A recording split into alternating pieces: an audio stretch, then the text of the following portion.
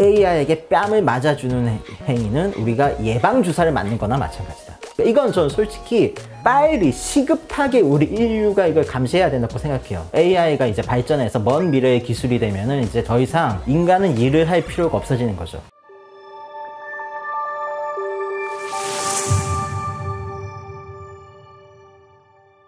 안녕하세요. 경인선 책거리 시청자 여러분, 문어와 밸런스 게임의 저자 김동식이라고 합니다. 반갑습니다. 오늘 저와 함께 하실 프로그램은 저자가 있는 날이라는 프로그램으로 매달 문화가 있는 주간에 경인선 책거리에서 작가나 아티스트 분들을 초청해서 이런 시간을 가지는 즐거운 프로그램인데, 이 8월달은 제가 함께 하게 되었습니다. 저를 소개해 드리자면은 해세인간 포함 김동식 소설집 10권을 낸 김동식 작가라고 합니다. 오늘 이제 소개해 드리려고 가져온 책은 문어와 밸런스 게임이라고, 특히 두 권 중에 문어라는 책이 SF를 중심으로 한 그런 이야기들이 뭉쳐있는 책인데, 아무래도 이 미래산책이라는 공간에 어울리게 그런 SF와 이 상상력, 문학적 상상력이 만나서 어떤 이야기들이 발휘될 수 있는가, 그런 이야기가 이번 시간이 될 것 같습니다. 여러분과 제가 함께 할 것 같은데 재밌게 들어주셨으면 좋겠어요. 감사합니다. 시작해볼까요?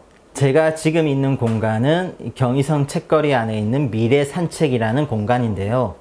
종이라는 형태를 넘어 디지털북과 VR 그리고 오디오북 등 다양한 첨단 기술이 이제 책과 결합된 형태의 체험을 할 수 있는 공간입니다. 가장 재미있는 체험으로는 따뜻한 목소리 책이라는 오디오북 제작 체험이 있다는 건데요. 그러니까 말하자면 내가 내 목소리로 오디오북을 녹음해서 내가 가져갈 수 있는 거죠, 파일. 그리고 이걸 친구에게 들려줘도 되고 아이들에게 들려줘도 되고 굉장히 기대가 되는, 그것을 이쪽에서 실제로 체험하실 수 있는데, 인터넷에서 경의선 책거리를 검색하신 후 사전 예약을 통해 신청을 하시면은 누구나 체험을 하실 수가 있습니다. 오늘 제가 여러분과 이야기하고자 하는 부분은 첨단 기술과 SF의 연결고리라는 곳입니다. 그러니까 기술의 발전이 우리 문학에는 어떤 상상력을 불어넣을 수 있는가. 그러니까 말하자면 제가 어떤 기술의 발전을 보고 어떤 소설을 썼는가, 그것을 오늘 말씀드릴 것 같은데요. 몇 가지 단편을 이제 예시로 가져와 봤습니다. 제가 이제 이렇게 발전된 기술들을 보고 이걸 어떻게 소설에 적용을 했는가, 그런 것들인데, 일단 제가 소개해드릴 첫 번째 소설로는 이걸 정말 많은 직장인분들이 좋아하셨던 소설인데, 제목만 봐도 좋으실 거예요. 나 대신 출근하는 공치여. 그러니까 나를 대신해서 출근해주는 로봇에 대한, 그러니까 인공지능 로봇에 대한 이야기인데, 그러니까 주인공은 이제 정말 전 재산을 털고 거기다 할부, 엄청난 몇십 년 할부로 나를 이제 대신해서 출근해주는 인공지능 로봇을 구입합니다. 그것은 주인공과 완전히 똑같이 생겼고 그때까지의 주인공의 뇌에 있는 모든 지식을 가지고 있는 상태죠. 그러면 이제 그때부터는 이 로봇이 주인공 대신 출근을 하고 주인공은 그냥 집에서 쉬는 겁니다. 걔가 퇴근하고 올 때까지. 그러니까 완전히 똑같이 생겼기 때문에 직장에서도 아무도 알아보질 못해요. 아무도 알아보질 못하고 일을 열심히 하고 돌아오면은 이제 주인에게 이제 보고도 합니다. 오늘 내가 어떤 일을 했고 어떤 일이 있었는지. 주인공은 이것을 이제 사용하면서 굉장히 편하게 집에서 놀고 게임하고 그동안 하고 싶었던, 쉬고 싶었던 모든 걸 딱 즐기는데, 근데 이 로봇은, 이 인공지능 로봇은 정말 대단해서 단순히 일을 하는 것에서 그치지 않고 이제 인간관계까지도 다 하는 거죠. 어느 날 이 로봇이 내 주인공이 회사 다니던 시절에 약간 관심이 있었던 그 여성분과 데이트 약속을 잡아온 거예요. 데이트 약속은 내가 가야 되잖아요. 로봇 보낼 게 아니라. 그래서 이 주인공이 야, 그건 내가 갈게 하고 준비를 하고 딱 가는데, 근데 여기서 이제 이야기적인 반전이 생기죠. 알고 봤더니 그 데이트 약속을 나왔던 그 여자도 인공지능 로봇. 그분도 사신 거죠, 할부로. 그래서 로봇인데, 어쨌든 주인공은 마음은 알았잖아요. 이 로봇의 주인도 나와 만나고 싶은 마음이 있구나. 그래서 주인공은 그래, 그럼 나는 진짜 주인을 찾아가자 해서 로봇은 로봇끼리 만나라고 두고 그 진짜 주인이 살고 있는 집으로 이제 찾아가서 벨을 딱 누르는데, 그 순간 문을 열고 나온 그 여성분이 본인이 항상 직장 생활하면서 봤던 그 분의 모습이 아니었던 거죠. 왜냐하면 매일 집에서 놀고 먹고 해서, 그러니까 본인이 지금 딱 그 상태에 약간 좀 안 좋아진 상태, 그것과 똑같은 상태였다는 걸 깨닫고 아, 아닙니다 하고 집에 돌아오는, 이런 식으로 끝나는 약간 풍자적인 이야기인데, 이 이야기 외에도 신체 주식시장이라는 이야기도 있어요. 이것은 비슷한 결이에요. AI가 이제 발전해서 먼 미래의 기술이 되면은 이제 더 이상 인간은 일을 할 필요가 없어지는 거죠. 기계와 AI가 모든 인간의 일을 대체하는 겁니다. 그런 시대가 오는 건데, 그러면 이제 기본소득, 인간의 역할, 인간의 일을 모든 AI와 기계들이 대체하게 되면 인간의 역할은 딱 하나, 소비자. 이거밖에 없는 거예요. 그러니까 국가에서 주는 기본소득으로 그걸 쓰는 역할만이 인간의 역할인데, 그때 이게 점점 심해지면 이제 소비자의 역할마저도 이제 필요가 없어져요. 너무 이제 생산성이 좋아지기 때문에 따로 이제 거의 모든 물건들이 공짜에 가까워지는 거죠, 가격이. 소비자의 역할도 없고, 그럼 인간이라는 종 자체는 할 일이 없으면은 약간 미쳐버리잖아요. 그래서 어쩔 수 없이 AI들이 이 완전, 인간은 이제 손도 못 대요. 인간은 어차피 AI는 자가 발전을 통해서 인간을 아직도 뛰어넘기 때문에 거의 인간을 관리하는 수준인 이 AI들이 인간에게 일을 주기 위해서 주식시장을 만드는데, 그 주식시장이 바로 신체 주식시장.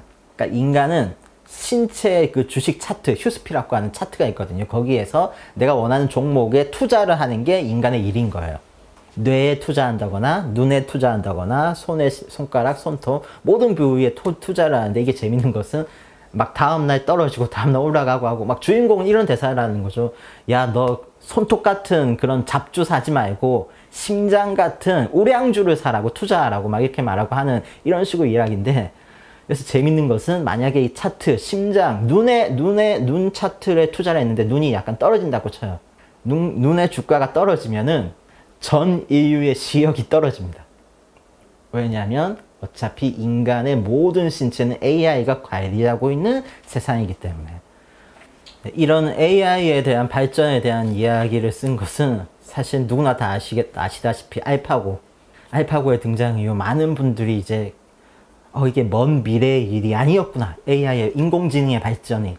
이걸 느끼셨잖아요. 그러니까 인공지능이 인간을 대체한다. 우리는 노동을 신성하다고 말해왔는데, 수십 년 경력자보다 AI가 시스템만 잠깐 만진 AI가 더 완벽한 도자기를 만든다면 이 노동은 과연 신성할 수 있을까? 그러니까 인간이 가진 모든 일을 이제 기술이 이제 대체하는 그런 시대가 오고 있다는 거죠. 그러니까 실제로 저도 이걸 체감한 적이 있어요. 언제 체감했냐면은 저희 집 근처에 제가 자주 가는 분식점이 있어요. 자주 가는 분식점이 있는데, 거기가 보면 이제 아주머니 한 세 분이, 저는 이제 식사 때를 피해서 가니까 어차피 아무 때나 먹어서 그 식사 때 피해서 가면 손님이 없는데, 손님 없을 때 제가 문을 열고 들어가면은 아주머니 세 분이 앉아서 항상 이제 막 수다 떨고 계시다가 저를 딱 보시고 세 분이서 이제 가위바위보를 하는 거죠. 네가 가서 해. 이렇게 가위바위보 하시는데, 그러다 이기심을 가서 하시고 남은 두 분 막 수다 하시고, 저는 이제 그 모습을 보기 좋게 보면서 이렇게 기다리고 하고 먹는 게 제 일상이었는데, 근데 몇 달 뒤에 가보니까 문을 열고 들어가는 순간 제가 항상 보던 그 즐거워하시던 그분들의 풍경이 바뀐 거예요. 그러니까 아무도 없는 건 맞는데, 아주머니들 세 분, 세 분이 이렇게 앉아 계신 게 아니라 한 분이 혼자 앉아서 멍하니 허공을 보고 계시더라고요. 그렇게 수다로 즐겁게 하시던 분들 다 없어지고, 뭐지? 하고, 왜 이 공기가 바뀌었을까? 뭐가 바뀌었을까? 하고 봤는데, 자동 주문 기계가 하나 들어와 있더라고요. 키오스크가. 그러니까 키오스크 이 기계가 그 아주머니들을 대체한 거죠. 사실 제가 듣기로 이 키오스크가 한 달 대여료가 20만 원이라고 들었거든요. 20만 원이면은 저라도 어쩔 수 없이 대체를 할 수밖에 없어요. 엄청난 비용 차이가 나니까. 그러니까 기술, 인공지능 기계가 인간의 기술을 대체한다는 게 먼 미래의 얘기가 아니라는 거죠. 실제로 저는 작가잖아요. 작가도 방심할 수가 없는 게, 일본에서는 그 인공지능이 쓴 소설이 그 호시 문학상 거기 1차 심사도 통과했습니다. 인공지능이 쓴 소설이. 그러니까 소설가도 방심할 수가 없는 그런 미래가 다가오고 있다는 거죠. 그러니까 사실 기술의 발전은 두려워요. 두려운데, 과연 그러면 미래에 우리 인간은 어떤 경쟁력이 있을까? 뭐 이런 생각을 해보면은 어둡지만 다가올 일이고, 그리고 생각을 해보고, 그러니까 이런 소설들을 통해서 한 번쯤 환기를 해보고 내가 약간의 그 마음의 준비를 할 수 있지 않을까? 뭐 그런 생각으로 쓴 그런 두 가지. 그러니까 그 기술, AI의 발전 기술과 거기서 얻어낸 아이디어로 결합해서 만든 SF 소설 두 가지였고요. 한 가지를 더 소개해 드리자면, 이거 재밌는데, 뺨 때려주는 인공지능 로봇이라는 게 있습니다. 뺨 때려주는 인공지능 로봇이 어떤 내용이냐면, 이제 소설 소개를 좀 짧게 하겠습니다. 그냥 어느 날 어느 과학자가 가게를 열어요. 인공지능 기계 하나 딱 가져다 놓고 가게를 여는데 이제 장사를 하는 거죠. 손님 한 명씩 받아서 장사를 하는데 이 내용이 황당해요. 와서 내 기계에게 뺨을 한 대 맞으면 돈을 내고 뺨을 맞아라. 돈을 내고 뺨을 맞으래요. 근데 너무 신기하잖아요. 왜냐면 그 뺨을 때리는 기계가 인공지능인데, AI인데 굉장히 자연스럽게 말을 너무 잘하는 거예요. 그러니까 대화가 가능한, 유창하게. 그러니까 그게 신기해서라도 가서 구경하고 실제로 돈을 내고 뺨을 맞아보는 사람도 있고 하는데, 이 과학자의 논리는 그거죠. AI에게 뺨을 맞아주는 행위는 우리가 예방주사를 맞는 거나 마찬가지다.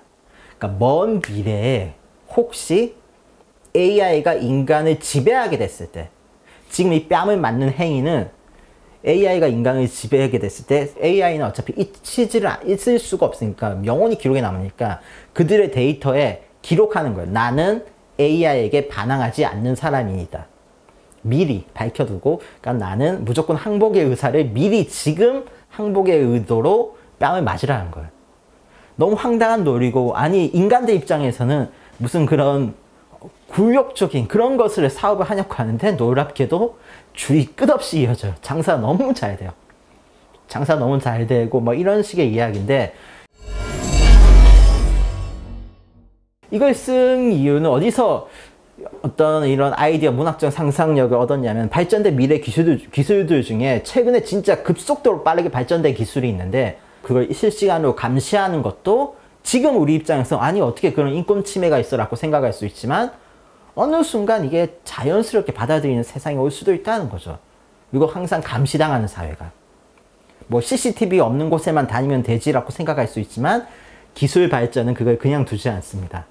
초소형 기계, 그 모기보다도 훨씬 작은 크기의 이런 기계들이, 그러니까 사각지대를 없게 만들 거예요. 전국에. 그러니까 이런 기술의 발전은 무섭죠. 무섭고, 그러니까 SF의 역할이 미래에 이런 기술들이 어떻게 악용될 수 있는가, 그거에 대한 상상을 최대한 극한까지 해서 사람들에게 약간 준비하게 하는 그런 역할이 있는 것 같아요. 그래서 저는 SF 소설이 많이 팔렸으면 좋겠어요. 제 소설도 좀 많이. 사실 SF 쓰신 분들이 항상 생각하는 거예요. 어떻게 인류를 멸망시킬까? 어떻게 죽일까? 이 생각을 맨날 하시는데, 그런 게 있습니다. 내셔널 지오그래피에서 인류가 멸망을 한다면 어떻게 멸망할 것인가, 그 순위를 매겼어요. 1등부터 10등까지. 1등이 뭐일 것 같으세요? 1등이 바로 그 합성 생물학. 그러니까 그냥 바이러스가 아니라 합성 생물학을 통한 바이러스. 그러니까 인류가 만들어낸 바이러스로 인류가 멸망할 확률이 1등이라는 거예요. 핵폭발보다 훨씬 더 높아요, 이게. 행성 충돌이든 뭐 자원 고갈이든 이런 거 다 떠나서 1등이 무조건 합성 생물학. 그러니까 우리 인류가 멸망한다면 이 코로나보다 더 독한 이런 것을 인위적으로 만들어서, 만든 사람도 이거 제어하지 못하고 해서 이런 방식으로 인류가 멸망할 확률이 가장 높다는 거예요. 핵폭발은 순위도 아주 낮아요, 이거에 비하면은. 그럼 우리는 항상 사람들이 경계하고 있는 것은 핵폭탄 개발을 막아야 된다라든가 우리 제재해야 된다든가 이런 것만 경계하고 있지, 사실 눈에 보이지도 않는 어느 연구소에서 이거 조사하고 이거 만들고 있는 이런 것들은 아무도 감시를 안 해요. 못하죠, 사실은. 그것도 티가 안 나니까, 아무리 인공위성을 찍어도. 그러니까 이거에 대한 감시를 어떻게 해야 되는가, 이건 저는 솔직히 빨리 시급하게 우리 인류가 이걸 감시해야 된다고 생각해요. 방법을 찾아서. 이게 저는 제 제가 아이의 자손들이 이 지구를 더 이상 살 수 없게 됐을 땐 무조건 이거겠구나 라는 생각이 들어서, 그거에 대한 공포. 그러니까 지금 코로나로 약간의 간접 체험하셨을 건데, 그러니까 우리가 그런 것에 대한 생각을 좀 해봐야 되지 않나 싶어서 쓴 게 그 좀비력 발전에 이어지는 이야기고, 네 번째로 하나 더 소개해 드리자면은 역행 인류라는 건데, 이것은 제가 어느 이제 발전된 미래 기술에서 이거 아이디어를 얻어왔냐면은 여기도 있습니다. AI 기술, 증강현실 기술이라고, 여기 미래 산책에 오시면은 체험하실 수 있죠? 체험하실 수 있습니다. 여기서 그 VR 세계로. 여기서 아이디어를 얻어서 쓴 건데, 사실 인류가 어느 날 갑자기 하루가 거꾸로 가는 거예요. 다음날 되면 어제 죽었던 사람이 살아 돌아와요. 그러니까 오늘 태어난 아이가 내일이 되면 다시 엄마 뱃속으로 들어가고, 그러니까 하루가 뒤로 흘러가는 거예요. 매일매일이.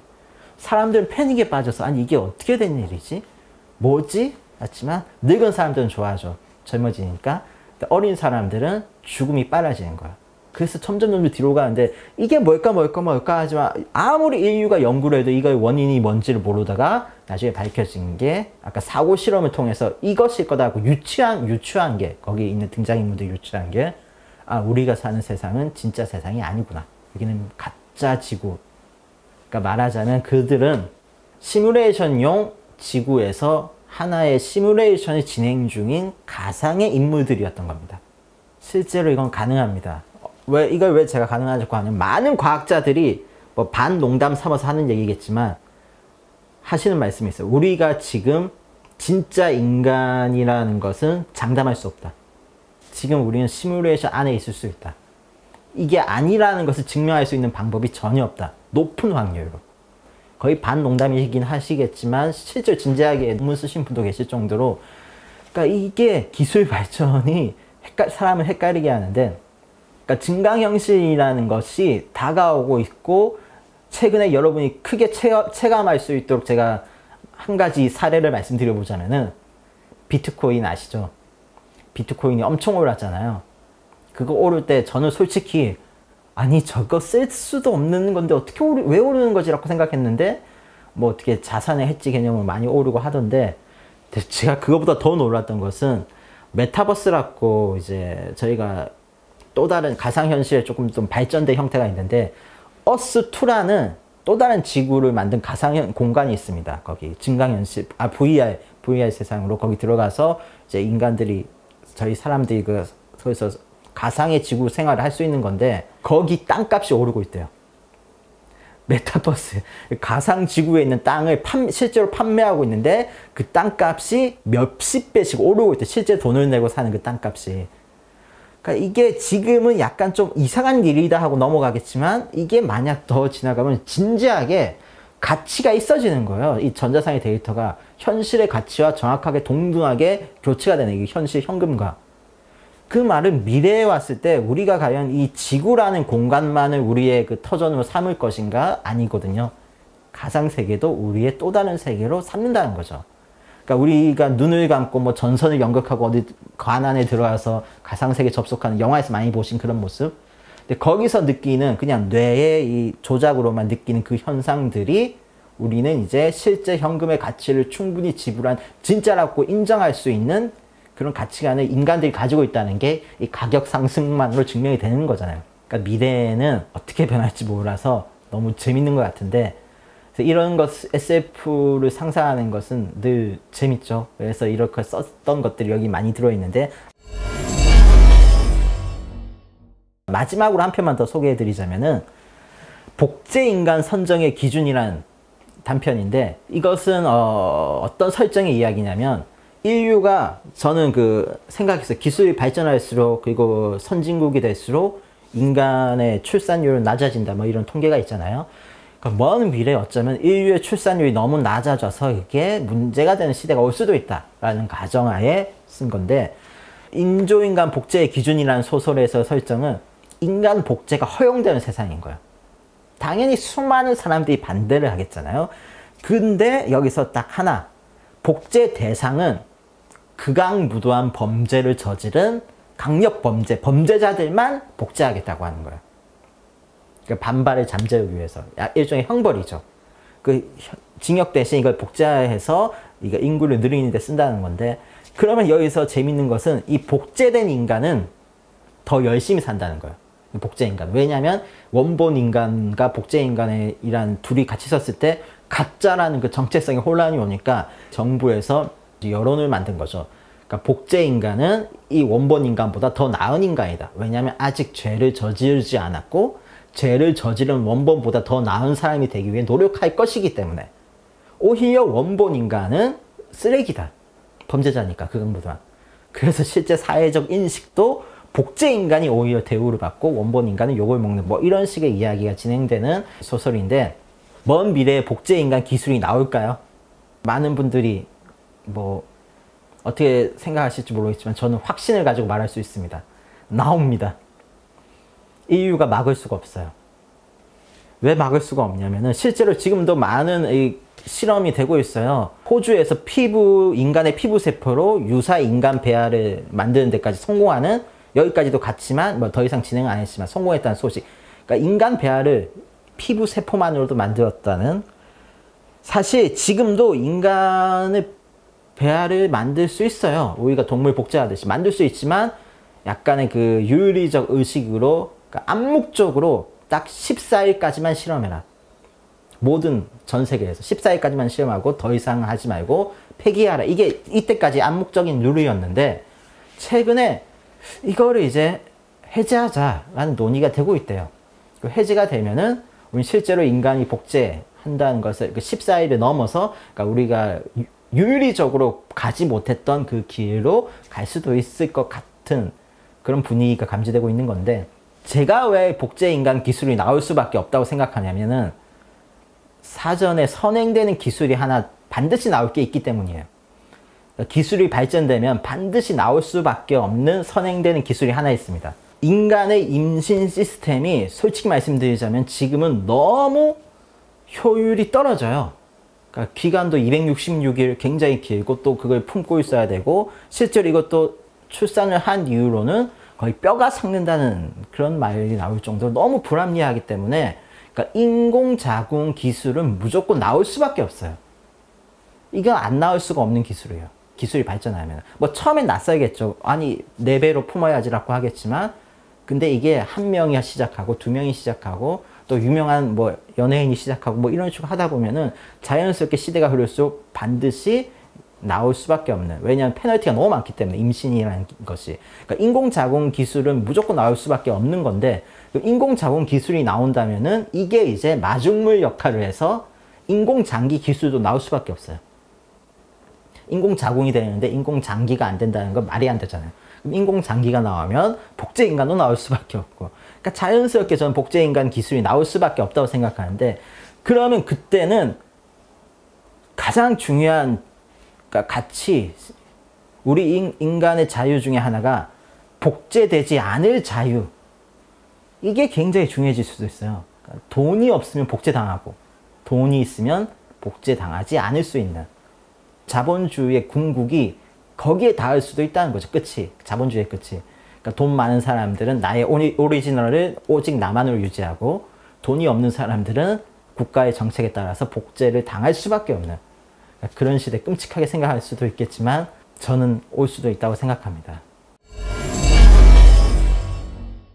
지금까지 몇 편의 단편을 소개해 드렸는데, 이런 것들이 다 이제 기술, 우리 전 세계적으로 많은 기술들이 발전되면은 그 기술 발전된 것들을 보고 이 기술이 어디까지 갈 수 있을까, 혹은 나쁘게 됐을 때는 어떻게 진행될 수 있을까를 계속 상상하는데, 그러니까 말하자면은 인류의 기술 발전은 저희 같은 이 작가, SF 작가들에게는 굉장히 좋은 소재이고 상상력의 원천이 되는 거죠. 그리고 이것을 우리가 이렇게 쓰는 이유는 미래에 대한 경고의 의미가 될 수도 있고, 미래에 대한 기대심의 의미가 될 수도 있고, 그래서 저는 SF라는 소설이 굉장히 재밌고 좋은 장르라고 생각해서 여러분이 이제 많이 찾아보셨으면 좋겠어요. 여기 경의선 책거리에도 정말 많은 SF 책들이 있고, 특히 여기 미래산책 이 공간에서 정말 다양한 첨단 기술, 그러니까 책과 이 출판과 책과 첨단 기술에 만난 이 수많은 것들을 경험하실 수도 있고, 또 실제로 체험도 하실 수 있고, 아까 제가 말씀드렸던 내 목소리로 오디오북을 녹음하는 이런 체험도 하실 수 있으니까 지금 검색해 보시길 추천드립니다. 감사합니다. 질의응답 시간을 가져보려고 하는데요. 이제 이곳으로 도착한 질문을 제가 살펴보고 그 중에 몇 가지 제가 답변해 드릴 수 있는 최선을 다해서 답변해 드리도록 하겠습니다. 어떤 질문들이 올라왔는지 좀 살펴보겠습니다. 누르면 이게 커지나? 김동식 작가님의 글을 보면 인간의 어두운 심리에 대한 주제가 많은데 그런 주제를 삼는 이유가 있을까요? 라고 하셨는데 저희가 어떤 식으로 작가가 됐는지 저희 스토리 아시는 분은 아시겠지만 저는 인터넷 게시판에 글을 쓰기 시작해서 그게 쌓이고 그게 출판으로 이어지고 또 작가가 된 이런 케이스거든요. 근데 제가 글을 올리던 게시판의 이름이 공포 게시판입니다. 공포 게시판은 제가 만약 무섭지 않은 글을 올리잖아요. 그럼 댓글이 달립니다. 게시판 지켜주세요. 그리고 쫓겨나요. 그러니까 무조건 무서운 글만 써야 했던 거죠. 그래서 저는 생각했는데 솔직히 귀신은 없잖아요. 귀신 없다고 생각해서 안 무서워하고 뭐 약간 좀 단순 살인마 이야기 이런 것도 좀 징그러운 공포라고 해야 되나? 제가 진정으로 무서워하는 게 뭘까를 생각해 봤더니 그런 것들 말고 저는 인간이 제일 무섭다. 인간이 제일 무섭기 때문에 인간이 어두운 부분, 그 부분으로 계속 파고들기 시작한 거죠. 왜냐하면 그 게시판에서 활동하고 싶어서.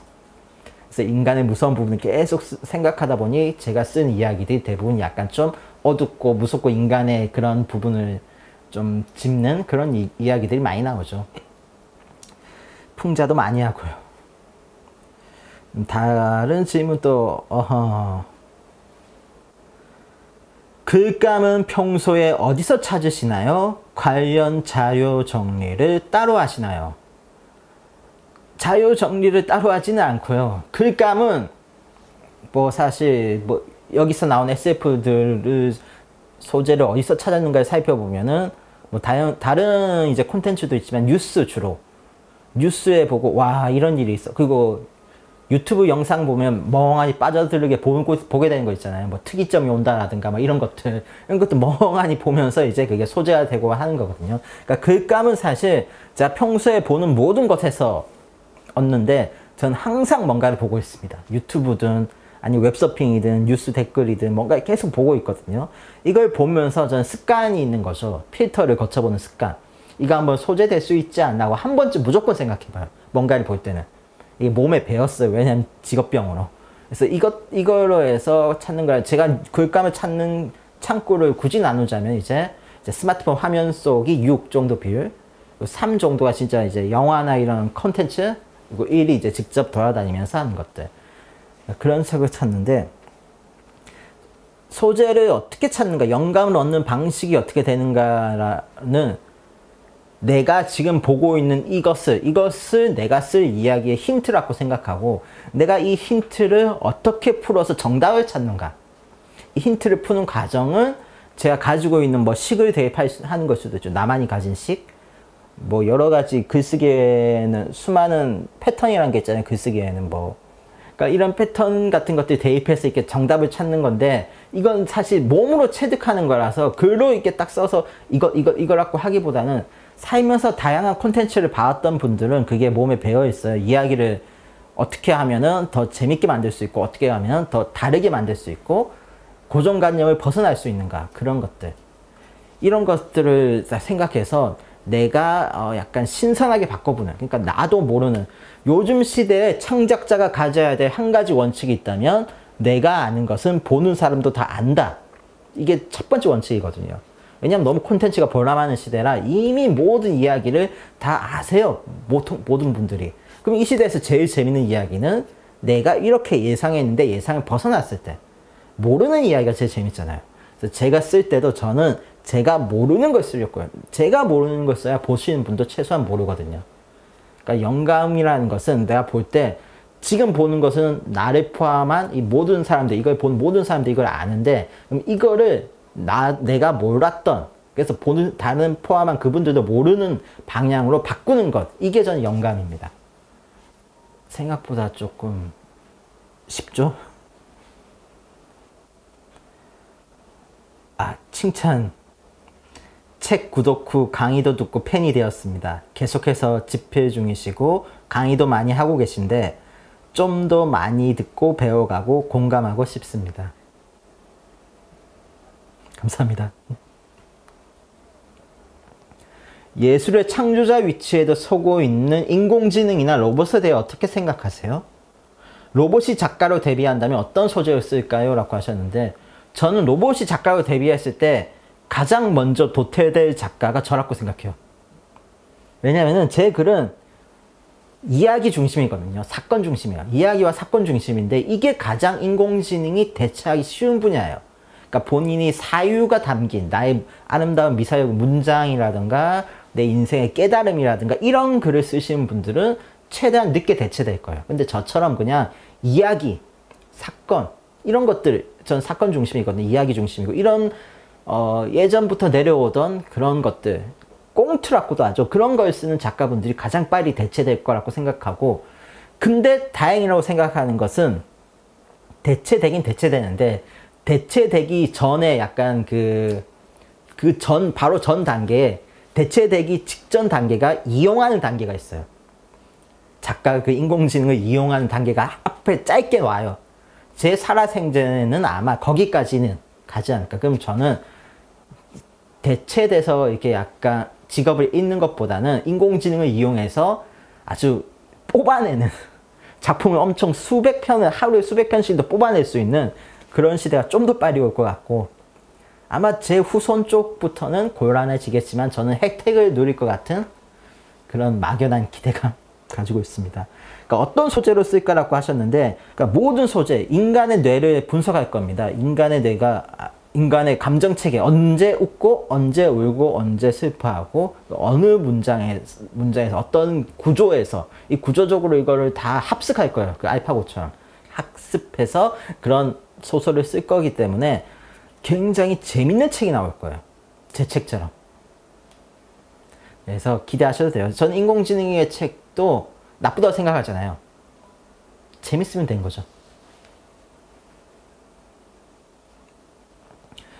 우리 일상에 갖는 작가님만의 SF적 상상력이 있을까요? 얼핏 가상현실 로봇이라고 하면 흔한 소재 같다가도 작가님 글에는 항상 전혀 상상치 못한 세계관이 펼쳐지는 것 같아요. 그런 상상, 영감은 어떤 상황에 떠오르시는 편이신가요? 아까 답변했는데 비슷하군요. 질문을 잘못 골랐네. 그러니까 약간 다른 생각을 하려고 하는 거죠. 상상력. 사실 AI에서 가장 늦게 대체되는 인간의 장점이 창의력, 상상력 이런 건데 그게 최후의 최후까지 남기 때문에 학교에서도 뭐 창의적인 인재, 상상력 있는 인재 이런 교육을 계속 많이 하는데, 상상력이라는 건 결국 다른 생각입니다. 다른 생각. 남들과 다른 생각. 남들과 똑같은 생각을 내놓으면은 이건 상상력이란 평가를 못 받죠. 이미 남들도 했던 생각이니까. 남들과 다른 생각을 내놓는 팁, 상상력을 발휘하는 팁은 딱 하나. 남들의 생각을 내가 최대한 많이 아는 겁니다. 알아야 피할 수 있어요.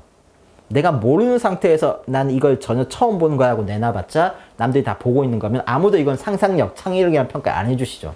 그러니까 상상력을 발휘하기 위해서는 재능의 영역이 아니라 평소에 내가 살면서 최대한 많은 것들을 보고 이 생각들을 수집해서 가지고 있고, 이 생각, 내가 알고 있는 것을 피해서 내놓으면은 그게 바로 상상력이 되는 거죠. 사람들이 평가를 해주시는 거고. 그러니까 보는 게 중요해요. 뭔가를 보고 생각 수집하는 것. 앞으로 어떤 책을 쓰실 예정이신가요? 조금만 기뜸해 주세요 라고 하셨는데, 앞으로 쓸 책은 각 곳마다 약간 컨셉은 있긴 있었어요. 근데 지금은 이제 소설집은 10권이 마지막이고, 앞으로 쓸 책은 약간 여러 가지 계획을 하고 있는데, 일단 장편은 제가 능력이 안 돼서 못 쓰고, 연작 형태의 장편은 장편이지만 약간 꼼수를 쓴 장편이죠. 이 연작 형태의 한 가지 주인공으로 약간 옴니버스식으로 진행되는 그런 것을 생각하고 있고, 또 하나는 약간 이제 아까 질문 주셨죠. 왜 이렇게 무서운 인간의 어두운 그런 글만 쓰시냐고. 쓸 게 약간 따뜻한 이야기 모음. 그러니까 따뜻한 글들이 몇 편 있거든요. 제 소설에서도. 저도 막 쓰면서 울면서 쓴 거 있어요. 감동적이야 하면서 막 저도 처음 보니까. 그런 것들로만 모인 것으로 한 권 내볼까 그런 생각 중입니다. 재밌게 봐주세요. 자, 엄청나게 단편을 많이 쓰셨는데 글을 많이 쓸 수 있는 비결이 궁금합니다. 저는 글이 잘 안 나옵니다. 글을 많이 쓸 수 있는 비결은 시간이 남아돌아요. 제가 집에 가면 할 게 없어요. 그리고 만날 사람도 없습니다. 그리고 집돌이고 항상 집에서 멍하니 혼자 있고, 그래서 시간이 너무 많아서 그 시간에 저는 글을 쓰는 거고, 또 저는 의무가 없어요. 그러니까 마감의 압박이라고 하죠. 그런 게 없으니까. 그리고 또 솔직히 작가가 할 얘기는 아니지만 잘 쓰고 싶지 않아요. 잘 쓰고 싶다는 욕심이 없어요. 잘 쓰고 싶지 않다는 게 아니라 잘 쓰고 싶죠. 근데 그 욕심, 그러니까 잘 써야 된다는 압박이 없기 때문에 저는 약간 힘을 빼고 써요, 항상. 그래도 뭐 제가 글로 뭘 한다기보다는 저의 목표는 약간 간식이거든요. 가끔 찾아보시는 글. 그러니까 그런 글을 쓰고 싶은 게 제 목표라서 그냥 힘 빼고 그냥 재밌는 글 쓰자 해서 재밌게 쓰기 때문에, 그러니까 의무감이 주는 그런 부담이 없기 때문에 저는 꾸준히 계속 쓸 수 있고 시간도 많기 때문에, 그러니까 여러 가지로 많이 쓸 수밖에 없는 환경인 것 같아요. 아이디어도 계속 떠오르고 이거 맨날 뭔가를 보느라고. 그래서 아마 앞으로도 많이 쓸 것 같아요. 지금 한 800 몇십 편 썼는데 30대 전에 1000편을 쓸 것 같습니다. 오늘 많은 분들이 이제 좋은 질문을 해주셔서 정말 감사하고, 저는 이런 관심을 주셨다는 것 자체가 너무 기쁩니다. 그래서 부디 제가 약간 성실한 대답을 해드렸어야 되는데 그게 어떻게 됐을지 모르겠는데, 궁금증이 풀리셨길 바라면서 이렇게 감사하게 질의응답 시간을 마무리하도록 하겠습니다. 네, 저자가 있는 날 이 프로그램을 시청해 주신 여러분을 위해서 제가 책을 추천하려고 합니다. 그러니까 아무래도 오늘 주제가 SF니까 SF 작가님의 책을 추천해 드려야겠죠. 근데 사실 제가 생각보다 SF 작가님들의 책을 많이 안 봤어요. 그래서 굳이 추천하자면은 테드창 작가님 나올 수밖에 없죠. 테드창 작가님을 제가 접하게 된 이유는 사실 영화가 먼저였습니다. 테드창 작가님의 당신 인생의 이야기라는 책, 그 책 제목이 된 단편이 컨택트라는 영화로 됐어요. 컨택트라는 영화가 뭐냐면 이제 갑자기 이제 전 지구에 우주에 뭔가 이런 건축물 하나씩 탁탁탁 나타나요. 그 공중에 떠 있는. 그리고 외계인들이 딱 돼 있고 인류가 외계인과 대화를 하게 되는. 근데 이 벽 너머로서 대화를 하는데 언어가 안 통하잖아요. 그러니까 전 세계 언어학자가 모이고 막 군사적으로 이렇게 동행해서 언어를 해석하고 이렇게 암호 풀고 막 하는 이런 이야기인데, 이게 굉장히 감동적이에요. 자, 그걸 보고 영화가 너무 좋은 거예요. 그러니까 약간 가슴이 약간 울컥하게 만드는, 그러니까 인류적인 관점에서 울컥해요, 그게 또. 그리고 또 그 주인공의, 이건 스포가 되니까 말할 수 없는 그 부분도 너무 울컥하고 해서 그 영화를 너무 재밌게 봐서 이제 책을 이제 찾아본 거죠. 그 책이 당신 인생의 이야기였는데, 그게 제가 테드창 작가님과의 첫 만남인데, 그 책에 여러 가지 단편들이 있어요. 그것 말고도 여러 단편이 있는데 그것들이 정말 기발해요. 기발한데 천재적으로 기발해요. 그러니까 이런 직업을 상상할 수 그러니까 이런 직업, 현재 존재하지 않는 직업의 형태, 생활의 형태를 상상하는 것, 그게 작가의 역할이라고 하지만 어떻게 이런 걸 상상했을까 싶을 정도. 뭐 예를 들면은 평생 탑을 오르는 사람들이 있어요. 평생 탑을 오른다는 게 우리가 그냥 말로만 하는 그런 게 아니라 탑을 오르는데 평생이 걸려요, 진짜. 대를 이어서 오르기도 하고, 거기에 삶이 펼쳐지는 거예요. 한 몇십 층에서 거기에 마을을 만들고 계속 올라가고 그 탑이 꼭대기까지 가는. 결국 그 꼭대기를 딱 파서 하는 순간 어마어마한 반전이. 그래서 너무 기발하고, 그러니까 정말 다른 세계, 내가 상상하지 못했던 세계관을 살펴보고 세계관과 만나고 싶은 분들에게 추천하는 정말 최고의 SF 소설, 테드창 작가님의 당신 인생의 이야기. 다른 책들도 추천드리고, 국내 작가 중에는 김초엽 작가님의 우리가 빛의 속도로 갈 수 없다면.